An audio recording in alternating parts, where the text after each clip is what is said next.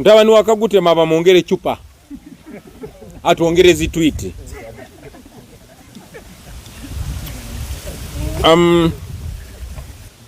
My advice to General Museveni would be to take his son to rehab as soon as possible. Nandi wadda amagezi Mwami Museveni tukwata mutabani we amutwale mu ddwaliro bamukoleko, otherwise ajja kwongera nnyo okumulabisa. Naye ate ffe kitukolera kubanga kyongera okwanguya okugwa kwa Museveni.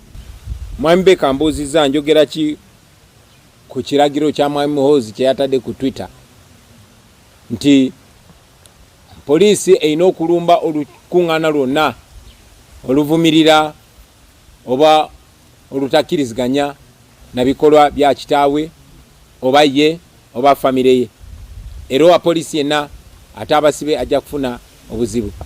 Ekyo nno kyongera okulaga obwononefu bw'ensi yaffe nti omuntu ali mu office esingayo okubeera eya waggulu mu magye gaffe, ate nga amagye kye kitongole oba institution yandibadde esinga okubeera ne discipline. The military is supposed to be the highest disciplined institution, but to see the top leader of the military okulaba omuntu akulembera amagye ng'avaayo nayogera bw'atyo ebigambo ebimenya amateeka. Singa Uganda ebadde kulemberwa amateeka ngira nsi etebenkedde, oyo yandibadde yagobeddwa dda ku bukulembeze bw'amagye, yandibadde yasibiddwa nadda. Naye kubanga Uganda teri mu mateeka, kubanga balowooza Mwami Museveni kitaabwe ye mateeka era bo bali waggulu w'amateeka, asobola okukola byonna oba okwogera byonna. Tekyewunyisa nti abadde nga awamba abantu n'abakolako bikolobero n'agenda bw'atyo. Naye ekyo kyongera tulaga wawe tuli. Kyamukisa mulungi ngera bwe nabagambye nti Omuganda agamba gambo bbi wa mwenge alisanga ku mwoyo. Nze nno kye nandi wadde amagezi Mwami Museveni tukwata mutabani we amutwale mu ddwaliro bamukoleko, otherwise ajja kwongera nnyo okumulabisa. Yes, nkutegeeza nti oli ku UG Update TV kosinziro kubanga otuuliza gwe mukwano gwange ali eyampuliriza gwata ne tweyungako, genda wansi waliwo ekigambo subscribe kikonemu ojja kusobola bulungi nnyo otweyungako gwe mukwano gwange ali eyo. Abali emitala w'amayanja Qatar, Oman, Dubai, Saudi Arabia, UK, abali ku muliraano Kenya mbalamusizaako nnyo, mbanirizaako ku mayingo gano aga UG Update TV. Mwebale kukola mulimu gw'amaanyi ogw'obutaweera okubeera ku channel eno mmwe baganda bange bali eyo abampuliriza.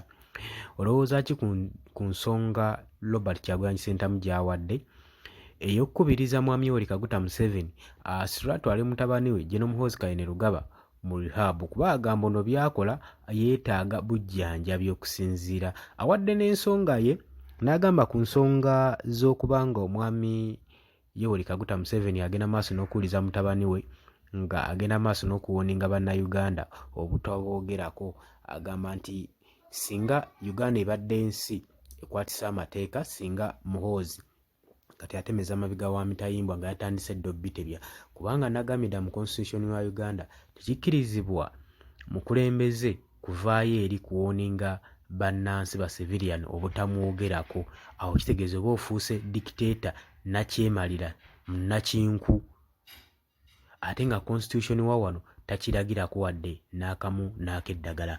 Golowooza ki? Nkwaniriza okujja mu comment section, nkwaniriza okusharinga, okulikinga, mu abagala tweyungako mugende wali mu subscribing mujasobola okuba nga mutufollowinga mmwe bulungi nnyo mikwano gyange bali abampuliriza.